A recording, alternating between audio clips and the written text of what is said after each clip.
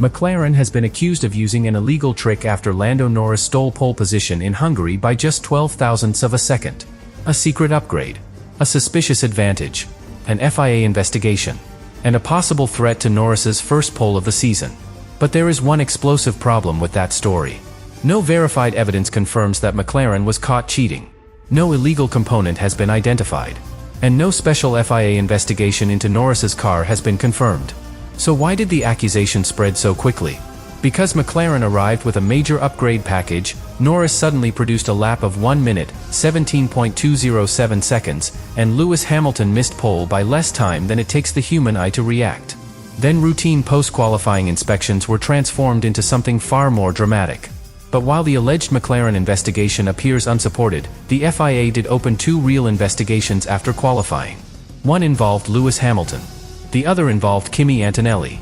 And one of those cases could explain why McLaren became trapped inside a controversy that had almost nothing to do with Norris's car.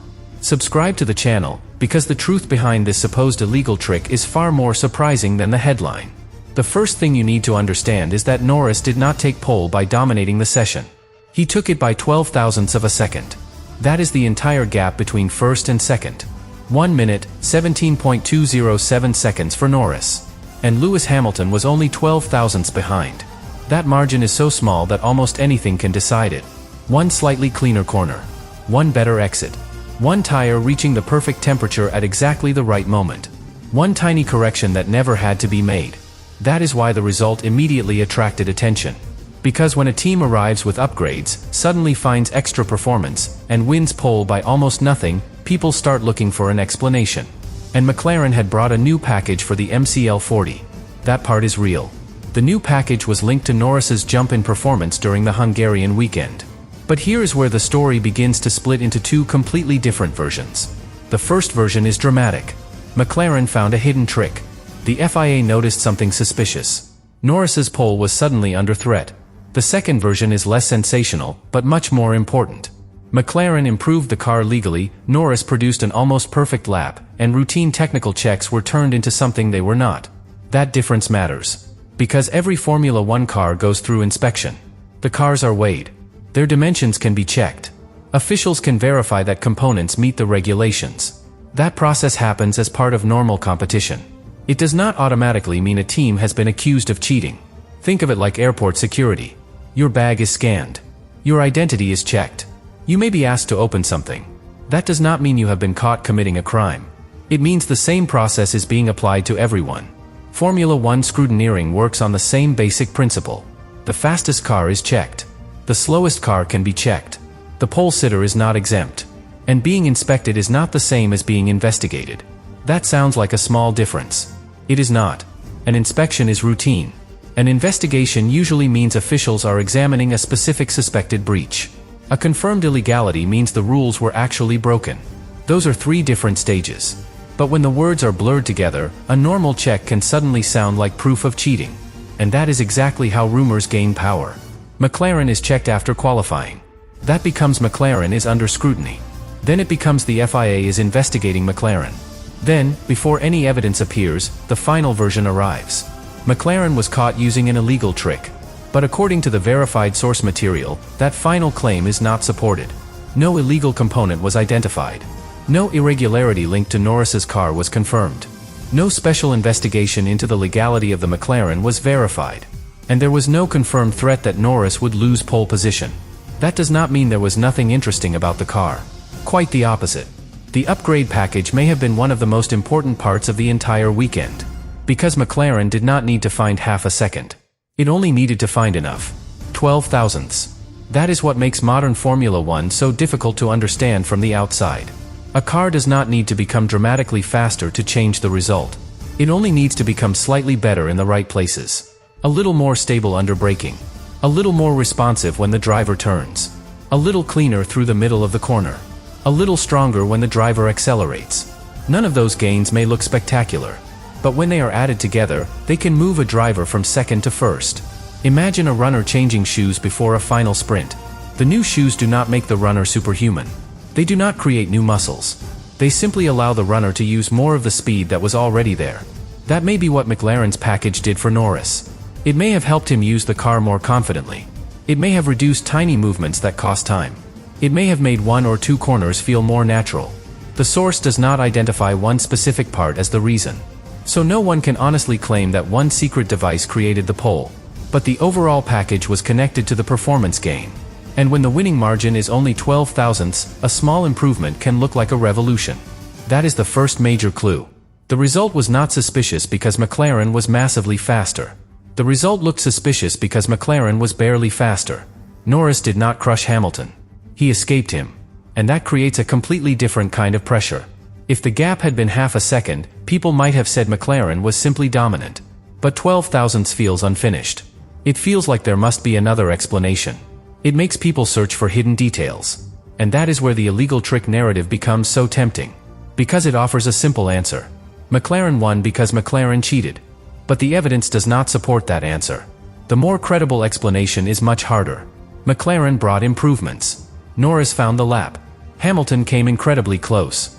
And the final result was decided by a margin too small to see. But even Norris did not sound completely satisfied. After qualifying, he said he had expected a little more from the weekend. That reaction is revealing. He had just taken his first pole position of the season. Most drivers would treat that as a perfect result. But Norris was already looking beyond the position. He understood how close Ferrari had come. He understood that Hamilton had missed pole by almost nothing. And he understood that one fast qualifying lap did not guarantee control of the race. That is where the real concern begins. Because qualifying is one lap. The race is an entirely different problem. The car carries more fuel. The tires must last longer. Traffic affects the balance. Drivers cannot attack every corner with the same freedom. A car that feels sharp for one lap may not remain comfortable over a full race distance. And a 12 thousandth advantage gives McLaren no room to relax. Hamilton starts close enough to attack immediately. Ferrari has already shown that its pace is real. One poor start from Norris could erase the pole before the first corner. One strategic mistake could reverse the order. One tire problem could expose the limits of the upgrade package. So Norris's pole was impressive. But it was not safe. And that may explain why his reaction carried uncertainty instead of complete relief. The upgrade had delivered an opportunity. It had not delivered dominance. That distinction changes the entire story. McLaren was not facing a confirmed legality crisis. It was facing something more familiar, and perhaps more dangerous. A direct fight with Ferrari, separated by almost nothing. And while rumors focused on Norris's car, the FIA was actually examining 2 other incidents from the session. One involved Hamilton. The other involved Kimi Antonelli. Those were real investigations. Neither one concerned the legality of Norris's McLaren. That is the twist most people missed. The FIA was busy. There was genuine controversy. There were real questions after qualifying. But the case was not about Norris using an illegal trick. The controversy was happening around McLaren, not inside Norris's car. And once that difference becomes clear, the next question becomes even more important. If there was no confirmed illegal device, what exactly did McLaren change to find just enough speed to beat Hamilton by 12 thousandths? Because the answer may reveal something far more significant than a rumor. It may reveal that McLaren's upgrade package worked exactly as intended. And this is where the entire controversy changes direction. Because the FIA did open investigations after qualifying. Just not the investigation people were claiming. There was no verified case against Norris's McLaren. No confirmed illegal component. No special technical inquiry into the car that took pole. The real investigations involved Lewis Hamilton and Kimi Antonelli. That difference is not a minor correction. It completely changes what happened after qualifying.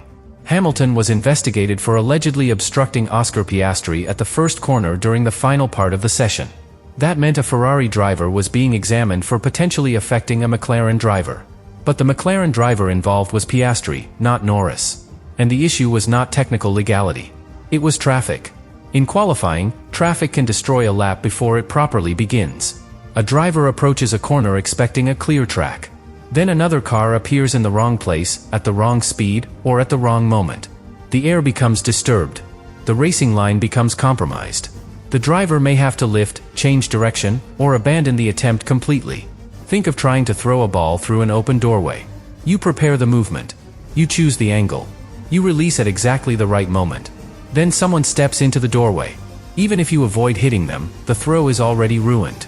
That is the kind of problem officials were examining between Hamilton and Piastri. The question was simple. Did Hamilton interfere with Piastri's lap? That was a genuine FIA matter. But it had nothing to do with Norris's upgrade package. Nothing to do with an illegal trick. And nothing to do with McLaren being caught breaking technical rules. Then came the second real investigation. Kimi Antonelli was examined over a possible yellow flag violation after Max Verstappen spun during the final part of qualifying. Again, this was a real case. Again, it was unrelated to Norris's car.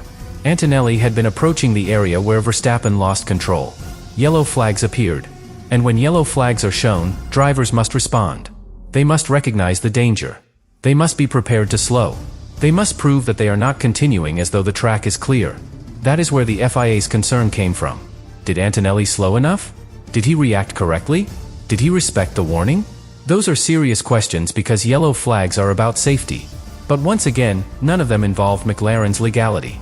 So the situation after qualifying was almost the opposite of the rumor. The FIA had real work to do. There were genuine incidents under review. There were drivers whose actions were being examined. But Norris's pole-winning car was not supported by the source as one of those cases. That is how the confusion became so powerful. People heard that the FIA was investigating incidents after qualifying. They saw McLaren on pole. They saw a new upgrade package. They saw a margin of only 12 thousandths. Then all of those separate facts were pushed together into one explosive accusation. McLaren must be under investigation. The upgrade must be illegal. Norris must be at risk. But those conclusions were not supported by the verified information. And this is where language becomes dangerous.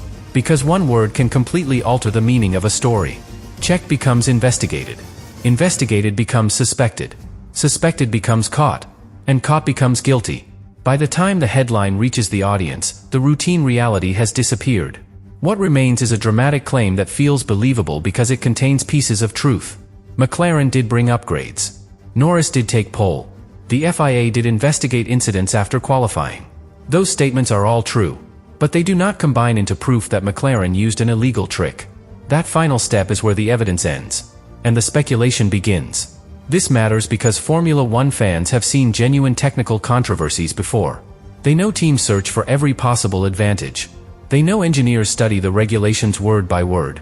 They know a car can be legal in one interpretation and questioned under another. So when a team suddenly improves, suspicion is natural. But natural suspicion is still not evidence. And the smaller the winning margin, the easier it becomes to exaggerate the explanation. Norris beat Hamilton by 12 thousandths. That sounds too small to matter. In reality, it matters enormously. But it does not require a secret device. It may only require one cleaner corner. One stronger braking phase. One better exit. One moment when the tires produced exactly the grip Norris needed. That is the frustrating truth about qualifying. The result can change because of something so small that even the driver may struggle to identify it immediately. And when McLaren's upgrade package is added to that equation, the performance becomes easier to understand. Not because one illegal part transformed the car, but because several small legal improvements may have helped Norris put together a better final lap. The source does not provide the exact technical details of the package. So any claim about a specific hidden mechanism would be invented. What the source does support is the broader connection. McLaren introduced upgrades. Norris improved. And he took pole by the narrowest of margins. That should have been the main technical story. Instead, the rumor became louder than the evidence. But there is a deeper reason this happened. Norris's pole did not look comfortable. It looked vulnerable. Hamilton was almost level with him. Ferrari had enough pace to threaten McLaren immediately. And Norris himself said he had expected a little more from the weekend, despite starting first. That reaction created another gap for speculation. Why was the pole sitter not completely satisfied? Was there something wrong? Was McLaren hiding a problem? Was Norris worried about what officials might find? The verified information gives no support to that interpretation. His concern was about performance. The margin was tiny. Ferrari was strong. And the race remained uncertain. That is a much more realistic reason for caution. Because pole position is not the same as control. Norris had won the qualifying battle. He had not yet won the Grand Prix. Hamilton would start beside him. One better launch from Ferrari could erase the entire 12 thousandth advantage before the first corner. One strategic call could reverse the order. One tire problem could turn McLaren's upgrade success into a difficult afternoon. And that is the real pressure Norris was facing. Not a confirmed disqualification.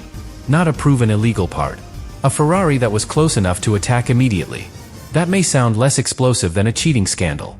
But for McLaren, it was more dangerous. An unsupported rumor can collapse when the facts are checked.